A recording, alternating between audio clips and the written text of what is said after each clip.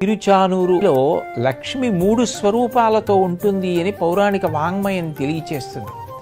ఒకటి వీరలక్ష్మిగా ఆవిర్భవించినటువంటి సహస్రదళ పద్మము నుండి వచ్చినటువంటి శక్తి స్వరూపం.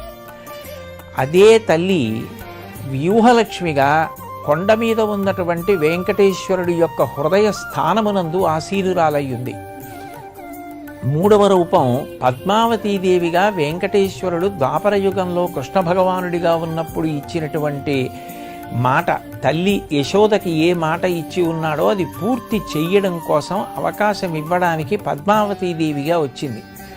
పద్మావతి పరిణయం అయిపోయిన తర్వాత పద్మావతి ఆయన యందే స్థానమును పొందింది. కాబట్టి 3 రూపాలుగా ప్రకాశిస్తోంది అని మనకి పౌరాణిక వాంగ్మయం చేత తెలుస్తుంది. నేను నమ్మిన వారికి అన్నటికీ నాశము లేదు కదమ్మా ఈశ్వరి అంటుంది రుక్మిణీదేవి దశమస్కంధంలో. అందుకని ఆ అమ్మని నమ్ముకున్న వాడికి లోటేమిటి? ఇదిగో అటువంటి తల్లి అక్కడ పద్మ సరోవరంలో వెలిసింది కనుక ఆ అమ్మ పాదములు పట్టి నమస్కరించాడా వాడి వైభోగమే వైభోగం. అమ్మ దగ్గరికి వెడితే నోరు విప్పి మాట్లాడను కూడా మాట్లాడక్కర్లా, భూమి మీద పడిపోతే చాలట అమ్మ రక్షించేస్తుంది. అంతటి దయాస్వరూపిణివి కదమ్మా నువ్వు అంటారు. అందుకనటువంటి వాత్సల్య స్వరూపిణి అయినటువంటి అమ్మ పద్మావతీదేవిగా వెలిసింది తిరుచానూరులో. అక్కడే సూర్యనారాయణమూర్తి ఉన్నారు. చాలా మంది తెలియక అక్కడ సూర్యనారాయణమూర్తి ఉన్నారని కూడా తెలుసుకోక దర్శనం చెయ్యరు. నేను ఎందుకు ఈ మాట అంటున్నానంటే, తిరుచానూరులో సూర్యనారాయణమూర్తి దర్శనం చేశారా అని నేను చాలామందిని తిరుమల వెళ్ళిన వాళ్ళని అడిగితే సూర్యనారాయణమూర్తి ఎక్కడున్నారండి అని అడుగుతుంటారు. కానీ ఉన్నారు స్వామి. ఆ సూర్యనారాయణుడు ఆరోగ్యం భాస్కరాదిచ్చేత్. వెళ్ళి సూర్యనారాయణుడికి ప్రదక్షిణం చేసి ఒక్క నమస్కారం చేశారా ఆయన పొంగిపోయి ఆరోగ్యం ఇస్తాడు, సమస్త సంపదలను ఇస్తాడు.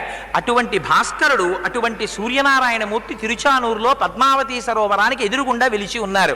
మీరు ఇంకా చూడగలిగితే సూర్యనారాయణమూర్తి గుడి పక్కనే శిథిలమవుతున్నట్టుగా కనపడేటటువంటి ఒక చిన్న గుడి ఒకటి కనపడుతుంది. మీరు లోపలికి వెళ్ళి చూడండి. అక్కడ ఉన్న ఒక వృద్ధ అర్చక స్వామి ఎంత వాత్సల్యంతో ఉంటారో మహానుభావుడు. లోపల శుకబ్రహ్మ ఉంటారు, అక్కడ సిద్ధి గణపతి ఉంటారు. మీకు ఎక్కడ గణపతి లేచి నిలబడి ఉండరు.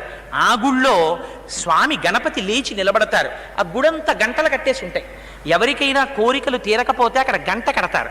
ఆ గంట ఫలించింది. పైగా ఆ గుళ్ళో సిద్ధి గణపతి దర్శనం చేస్తే వంశం వృద్ధవడాన్ని చూసేటటువంటి అదృష్టాన్ని ఇస్తాడు.